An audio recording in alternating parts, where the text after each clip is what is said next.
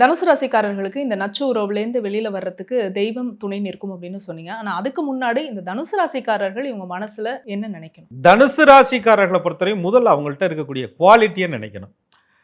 பொதுவாக எவ்வளவு சீரியஸான பிரச்சனைகள் வந்தாலும் எதிராளி சீரியஸ் படுத்தினாலும் கூட அதை ஜோக்கா கடந்துக்கிட்டே போகக்கூடிய தன்மை இவர்கள்ட்ட இருக்கு.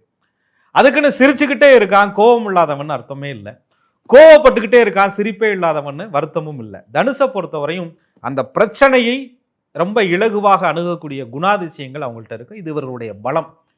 அதை தனுசு ராசிக்காரர்கள் கையில் எடுத்துக்கிட்டு அதுக்கப்புறமா இறைவன்கிட்ட போகணும். நல்லவன் நினைச்ச வாய்ப்பை கொடுத்துக்கிட்டே இருந்து பாவ மன்னிப்பு கொடுத்துக்கிட்டே இருக்கிறதுக்கு நீ ஒன்றும் கடவுள் இல்லை அப்படிங்கிறத தனுசு ராசிக்காரர்கள் முதலிலே புரிந்து கொள்ள வேண்டும். கடவுளே ஒரு கட்டத்தில் தண்டிப்பார், நீ யாரும் மன்னிக்கிறதுக்கு அப்படின்னு தனுசு ராசிக்காரர்கள் புரிந்து கொள்ள வேண்டும்.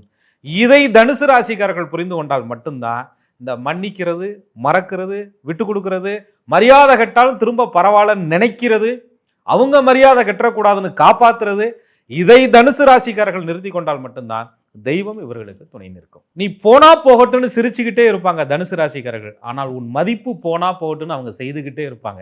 அதை தனுசு ராசிக்காரர்கள் புரிந்து கொள்ள வேண்டும். உன் சுதந்திரம் என்பது உன் உயிர். அதை நீ எந்த நிலையிலையும் போராடி பெறணுங்கிறத தனுசு ராசிக்காரர்கள் புரிந்து கொண்டால் மட்டுமே தன்னுடைய சுதந்திரத்தை இன்னொருத்தர் கட்டுப்படுத்தும் சக்தியாக தனுசு ராசிக்காரர்கள் இல்லாத பட்சத்துல தான் அவங்க நச்சு உறவுல இருந்து நிச்சயமாக வெளியில வர முடியும்.